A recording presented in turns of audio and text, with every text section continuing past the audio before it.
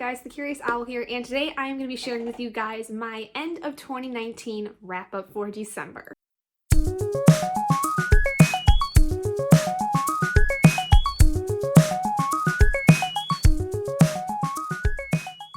So December was a pretty okay month for me. I actually listened to, I think, a lot of audiobooks, but I had a bit of a struggling time with reading in general, I feel like, physical books or ebooks or anything like that, because December was a bit of a weird month for me. The very beginning of the month, I ended up getting really busy, and then I got the flu right at the very beginning of the month as well.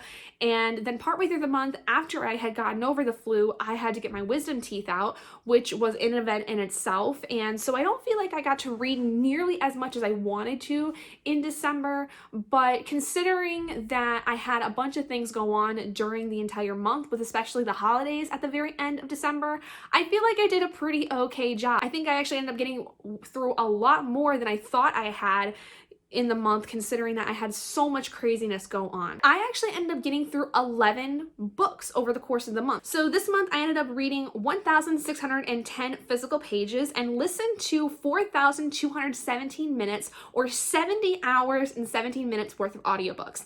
December was definitely a very big audiobook month for me, especially because I was sick and then I also had my wisdom teeth out, and I spent a lot of time at work having not a lot to do, so I ended up actually listening to a lot of audiobooks over the course of the month. I ended up reading 3 physical books, 1 ebook, and 7 audiobooks. 4 of the books I had were from my personal library, and the rest of the 7 were borrowed from my library. So to kick off the first audiobook of the month, I actually ended up finishing, and the first book I finished at all in December was Murder House by James Patterson and David Ellis.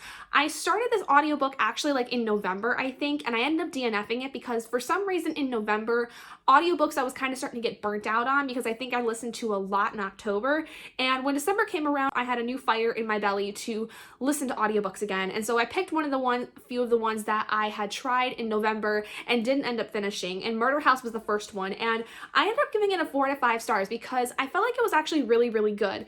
I really liked James Patterson and David Ellis's other book, which was Murder Games, I think, and I absolutely loved that. Murder House was really, really good too. The only thing though I feel like was not as great was I felt like the main character was kind of just all over the place, and there was a lot of unnecessary anger that was within this main character. Like, there was a lot of unnecessary anger for a lot of things, and I felt like towards the end of the story she kind of changed because of some things that she found out about her past and all this stuff.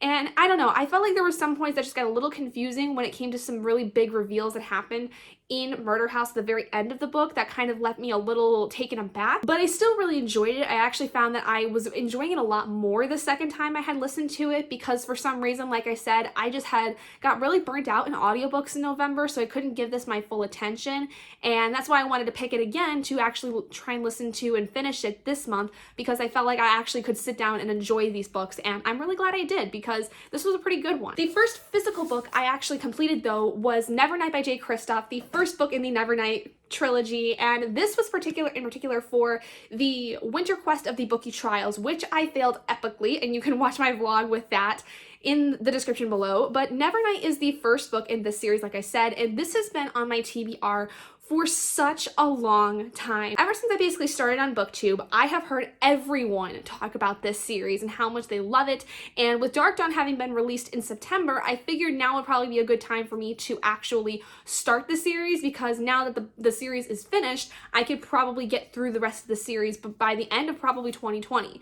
And I went into this not knowing how I was gonna like it. I didn't know if I was gonna like Mia as a main character because she is kind of a morally gray character and is kind of an anti-hero, if you will, but my freaking god, this was good. I will say this did take me a long time to get through and took up much of my time over the month, but it wasn't anything to do actually with the book itself. It was because during the time I was reading this, I had the flu and then I ended up getting my wisdom teeth out within like the same 2 weeks. So this took me way longer than it should have, I think because I was so out of it for a good couple weeks in December.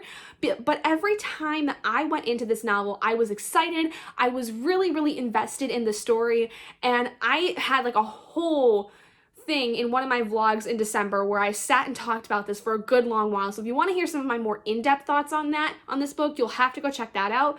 But basically, there was nothing in this book that I did not love. I loved Mia, I loved Mr. Kindly, I loved Trick, I loved her journey to the Red Church, I loved all the footnotes, like everything about this book was fantastic and had been blown out of the water. Like, I went into this thinking I was probably gonna like it to some extent, but I didn't realize how much I would love this novel to the point where I actually want to get a tattoo of one of the lines in this book. And that's not something I can say for a lot of books. So this definitely is probably one of my favorites of the year. The next book I ended up completing was the audiobook for Fantastic Beasts and Where to Find Them, which is narrated by Eddie Redmayne, who plays Newt Scamander in the Fantastic Beasts movies, and I really enjoyed this. This actually was something that Robert and I decided to listen to because I had already checked it out from my library on Overdrive. And one night, Robert and I were heading back to our apartment from my parents' house, and he saw that I had this on basically ready to listen to, and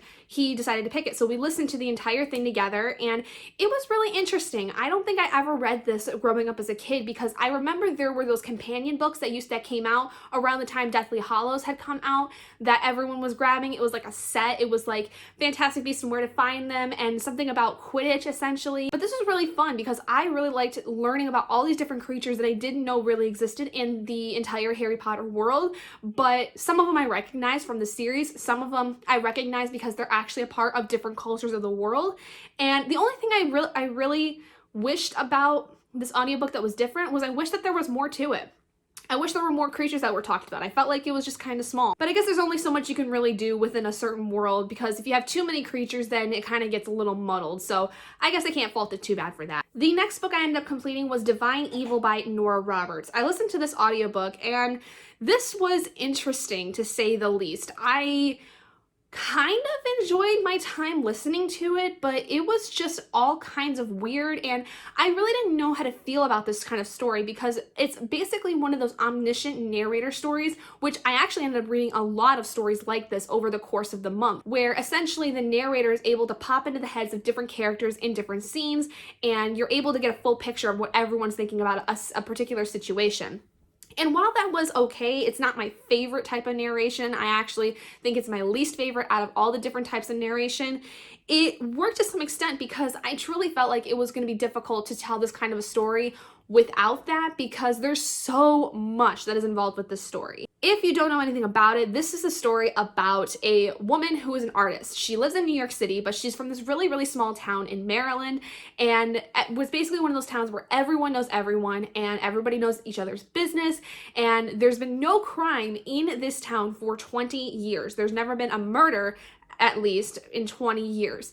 And the main character ends up actually moving back home for a little while because she's having a bit of a creative slump and she thinks that going back to her childhood home will be helpful for her. But unfortunately, that also comes with some very, very dark emotional baggage that relates to the death of her father and some kind of nightmare she's having regarding her father and something that she may have witnessed as a young child that she has repressed.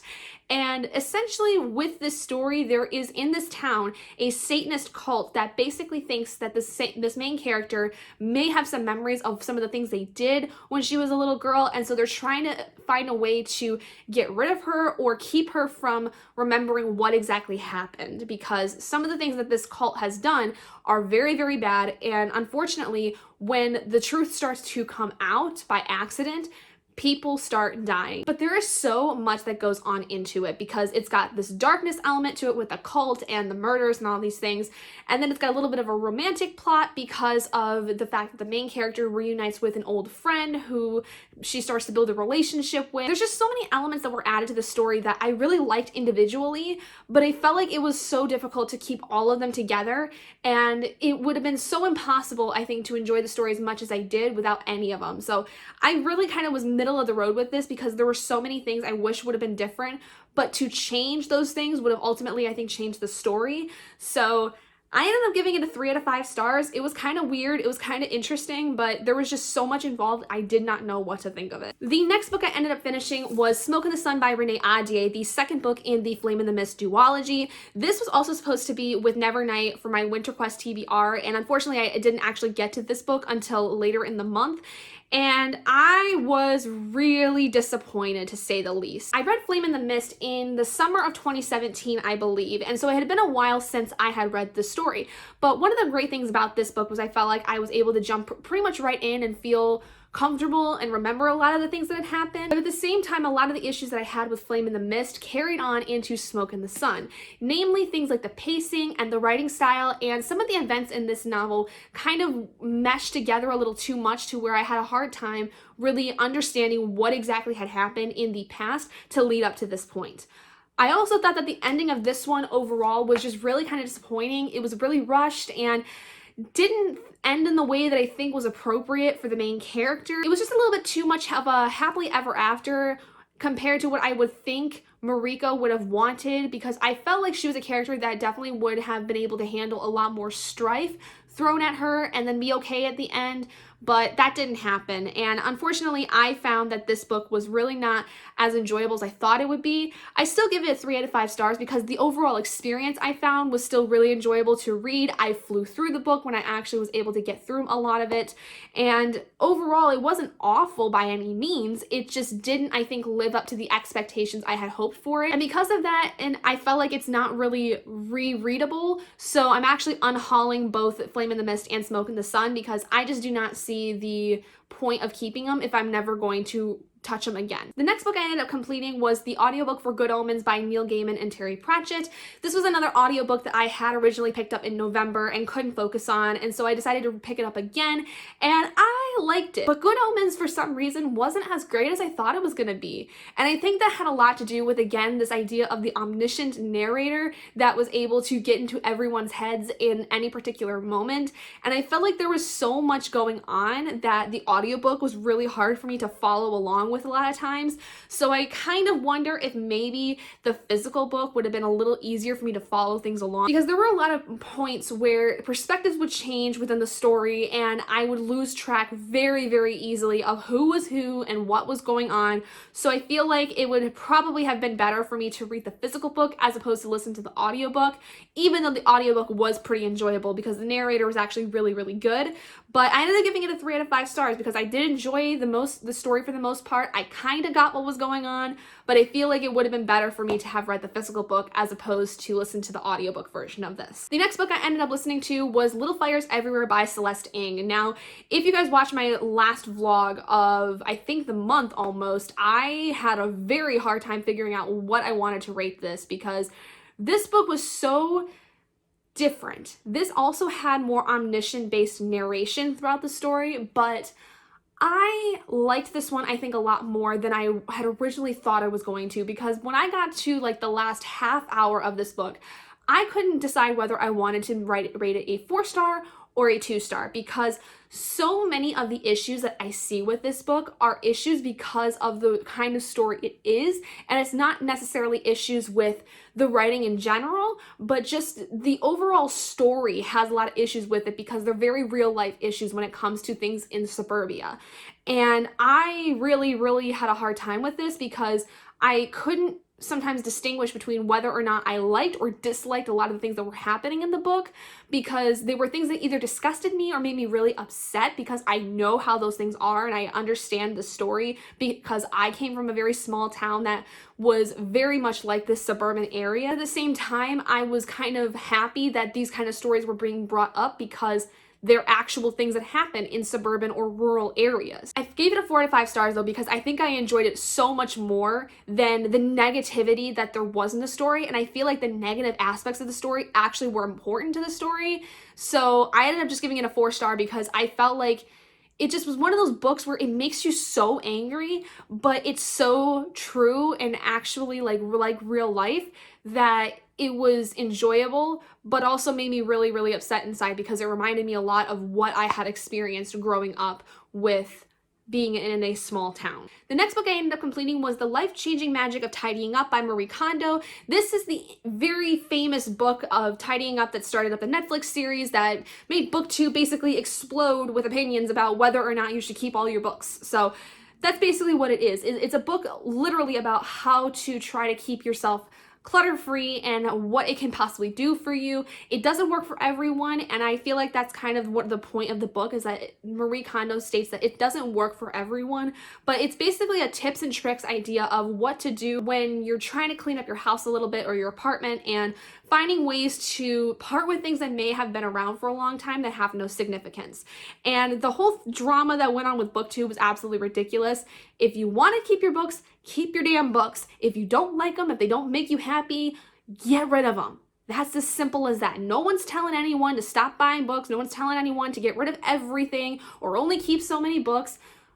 Do whatever the hell you want. I ended up giving this book though a 4 out of 5 stars because I felt like that it was just a little weird. I don't know. I have a hard time with kind of more self-help based books because I don't know exactly what to rate them, because they might not always, work for me, or they might not always get to me as well as they will other people, but there's nothing wrong with them. It just doesn't necessarily get to me as much as I think it would somebody else. The next book I ended up completing was Jackaby by William Ritter. This was one of my random TBR picks. I think this was my April TBR pick because at the end of December, I started really getting back into reading my other books and starting to play catch up with my random TBRs, and Jackaby unfortunately was a very big disappointment. The best way I can describe Jackaby is basically it's a reimagining of Sherlock Holmes, and there's a lot of things that are different. First of all, the story takes place in America. John Watson is a woman by the name of Abigail Rook. Jackaby is essentially our Sherlock, but he is able to actually see supernatural things and nobody else is. In my last vlog of December, I think I said that this book would be really, really good if it was just left as a Sherlock reimagining. If you left the story at that, it was a really great book because I felt like it would stay true to a lot of the character of Sherlock and how the story goes, but past that, going into the more nitty-gritty details of the story, it kind of was a letdown because it was way too quick. I felt like Abigail was way too trusting of Sherlock in the very beginning, and she was very much a yes woman just because she needed a job, and she didn't really question a whole lot of things, which made me really upset. And I felt like I was very, very confused of what the heck the villain even was, and there wasn't really a whole lot in terms of understanding what the villain was, where they came from, why they were doing what they were doing, and there's a whole backstory of Sherlock that is not really divulged yet that may continue within the other books that are in the series, but I was not a fan of this. I do not want to read the rest of the series because I felt like there were so many issues with it. Like I said, if you leave it as a Sherlock retelling, it's a really good retelling. Jackaby is a really interesting character and a really great reimagining of the character Sherlock Holmes, but I think past that, it's not really that great of a book, unfortunately. The next book I completed was my May random TBR pick, which was The List of Cages by Robin Rowe. And conversely, while I gave Jackaby a 2 out of 5 stars, I gave A List of Cages a 5 out of 5 stars because at the end of this novel, I was convulsing with sobs. It was ridiculous how much this book made me cry. The best way I can kind of describe this one is it's basically about these two boys who were foster brothers. The older one, Adam, who is a high school senior, his family took in this boy, Julian, when he was a lot younger after Julian had lost his parents in a car accident.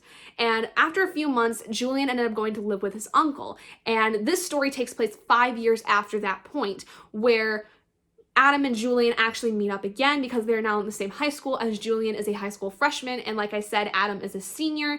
And Adam tries to reconnect with Julian, but there's a lot of dark things happening in Julian's life that he cannot divulge because he's afraid of the kind of repercussions that would come from it. But it's a story that I have to say has a heavy, heavy trigger warning for child abuse because there is a lot of dark stuff that happens to Julian that is absolutely disgusting, and really, it's just so upsetting to read. It honestly made my heart hurt, and I feel like I'm pretty desensitized to a lot of things when it comes to books, but child abuse is one of those things I cannot, for the life of me, get past. It makes me cry every single time. It makes me angry, and I had so many feelings for this book. I loved it. I hated the uncle because of the things he did to Julian. It was just one of those books where you cannot leave this book without at least shedding a tear because there's so much involved with this.